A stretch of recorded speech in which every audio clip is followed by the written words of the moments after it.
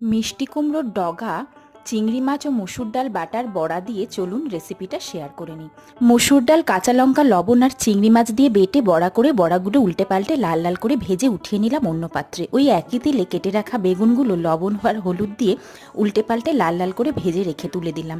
এখন ওই তেলে কালো জিরে আর শুকনো লঙ্কা ফোড়ন দিয়ে আলুগুলো একটু ভেজে তার মধ্যে কেটে রাখা পটল দিয়ে নাড়াচাড়া করে দিয়ে দিলাম ঝিঙের টুকরো, তারপর দিয়ে দিলাম কাঁঠালের আটি।